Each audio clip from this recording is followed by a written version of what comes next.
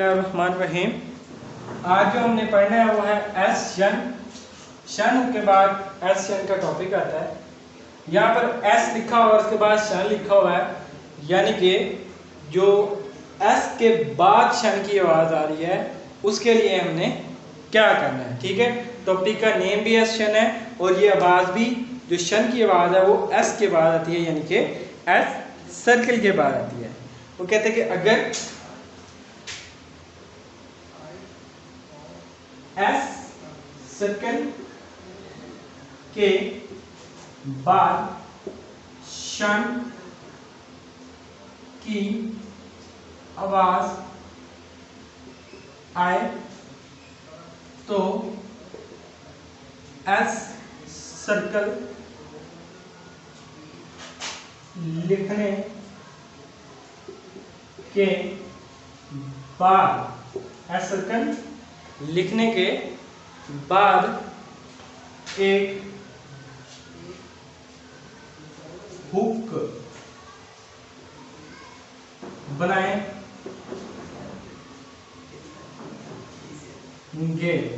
ठीक है, याद रहे कि हुक क्या चीज है। ये हुक जो हमने एस सर्कल को लिखने के बाद बनाया।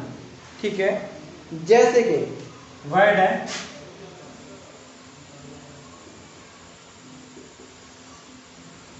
डेसिजन। अब डेसिजन क्या चीज है? डेसिजन, यहाँ पे बात आ रही है यन। ठीक है, और यहाँ पर बात है एस की, यानी कि सी, यानी कि एस के बाद यन की आवाज यानी कि शन को आ रही है। तो अब हम क्या करेंगे, दै, यहाँ पे एस सर्कल बना देंगे दै सी। अब यहाँ इसके लिए हम क्या करेंगे, एक यहाँ पर इस तरह हुक बना देंगे, यानी कि इसको मैं लाइन के बगैर लिख के दिखाता हूँ। डै एस सर्कल लिखने के बाद आपने ऐसे एक हुक सी बना देंगे, हुक टाइप बना। ठीक है, ये मतलब बन जाएगा डेसिजन। ये जो हुक है ये यन या शन की आवाज को रिप्रेजेंट करेगी। इसी के साथ लफ्ज है म्यूजिशियन।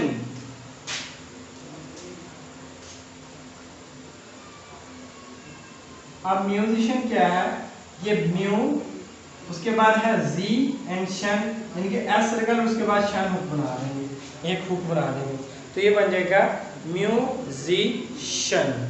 इसी तरह वर्ड है सेंसेशन।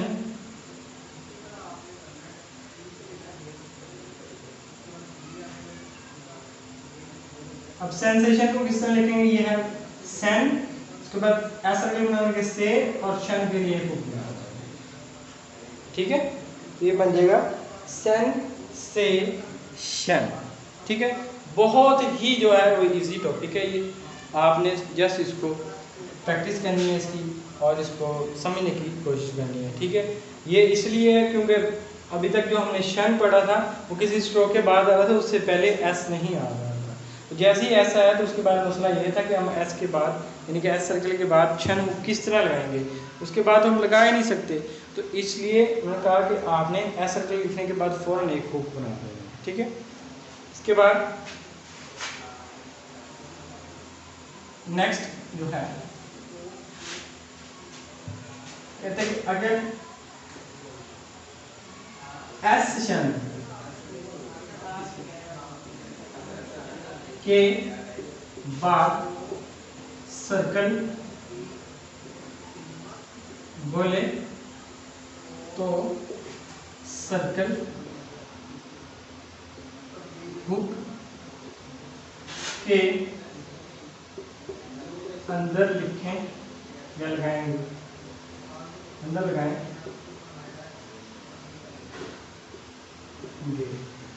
यहाँ पर वर्ड यूज हो रहा है एस शन का, यानी कि एस और शन जहाँ पे ऑलरेडी बना हुआ है, लगा हुआ है।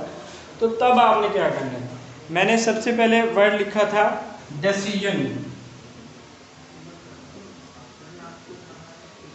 ये लिखा था। तो डेसिजन की हमने जो आउटलाइन बनाई थी, दै एस एंड शन हमने बना दी थी, ये आउटलाइन बनाई थी। ठीक है, अभी अगर यही वर्ड डेसिजन्स बन जाए, यहाँ पर एस एक और आ जाए, तो आप क्या करेंगे, तो फिर हम क्या करेंगे, जो हुक है शन की, उसके अंदर एक और सर्कल बना लेंगे। किस तरह, ये है डै, ये एस, ये शन डेसिजन, और इसके अंदर एक और सर्कल बना देंगे तो ये बन जाएगा डेसिजन। इसी तरह वर्ड है फिजिशियंस,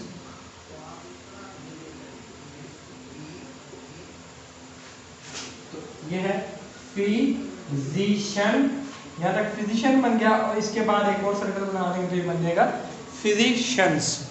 ठीक है, उसके बाद रूल है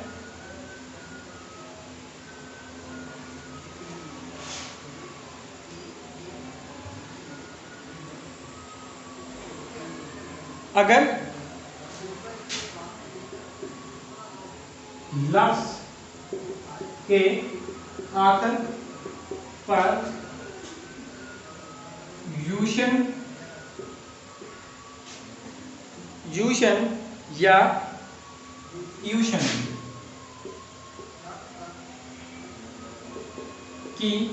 की आवाज आ रही हो तो शन हुक का इस्तेमाल नहीं करेंगे। अगर लफ्ज के आखिर पर यूशन या यूशन की आवाज आ रही हो तो शन हुक का इस्तेमाल नहीं करेंगे। जैसे कि वर्ड है सिचुएशन, ये वर्ड है सिचुएशन। अभी यहाँ पर एशन यूशन यानी कि सिचुयू यहाँ पे यू की बात आ रही है, उसके बाद शन की बात आ रही है, यानी कि यूशन आ रहा है। तो यहाँ पर हम क्या करेंगे, यूज नहीं करेंगे शन का, इसको ओरिजिनल जैसे लिखेंगे, यानी कि शन की आवाज अगर हम बनाना चाहेंगे तो वो किस तरह बनेगी। अगर हमने अकेला वर्ड शन लिखना हो तो यहाँ पे आवाज आ रही है इश, यानी कि शी इश, और उसके बाद है वावल सिंपल अलिफ का साउंड जिसको हम कहते हैं मच, वावल नंबर 11, और साथ है एन हुक। तो ये हमारे पास बनता है ish on the line and N, ये बनता है हमारे पास शन, ये शन की आवाज होती है। तो अब हम इसको शन हुक नहीं बनाएंगे बल्कि शन पूरा लिखेंगे। तो सी यानी कि सी क्यू ए और शी इश एंड एन हुक, सिचुएशन। ठीक है, तो ये बन गया सिचुएशन। इसी तरह वर्ड है ट्यूशन, तो यहाँ पर भी आवाज आ रही है ट्यूशन, तो यहाँ पर हम क्या करेंगे, ट्यू इच पूरा लिखेंगे एंड एन हुक लगा देंगे, जस्ट ये भी ट्यूशन बन जाएगा। ठीक है, ये इसमें दो ही वर्ड्स हैं इस रूल के। उसके बाद वो कहते हैं कि a stroke hooked for shun is half to indicate a final T और डी।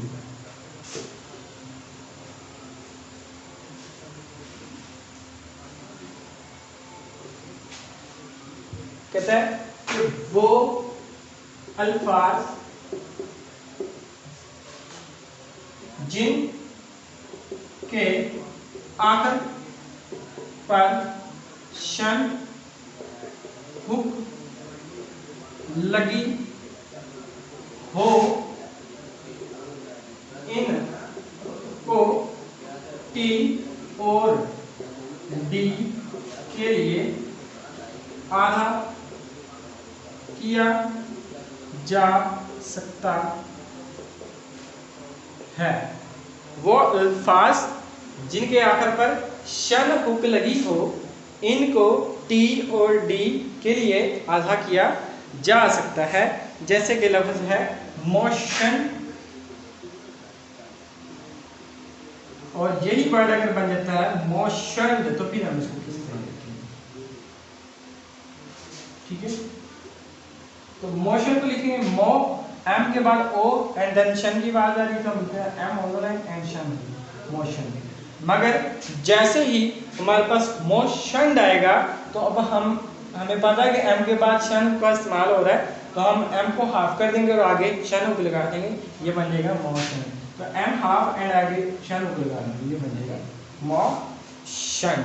ठीक है, तो वो कहता है कि वो अल्फाज जिनके आखिर पर शन हुक लगी हो इनको टी और डी के लिए आधा किया जा सकता है। ठीक है, ये था आज का लेक्चर आपका। आपने पेज नंबर न्यू कोर्स के 111 पर आ जाना है। यहाँ पे आपको शन हुक का टॉपिक मिल जाएगा। यहाँ पर पहले लिखा हुआ है एस शन के बारे में, दैन फिर दूसरे पॉइंट में एस शन के बाद जो सर्कल बोल रहा है वो है, देन यू शन या यू शन की आवाज़ आ रही है वो, और आखिर पर बोल फाजिल के आखिर पर शन हुक लगी हुई, इनको अदा किया जा सकता है। इसके बाद आपने पेज नंबर 112 पर आ जाना है। वहाँ पर आगे आपने शॉर्ट फॉर्म्स करनी है। शॉर्ट फॉर्म्स हैं information, public, publish and published, publication, object and objected, objection, organise, organised, organisation, satisfaction, investigation and yesterday.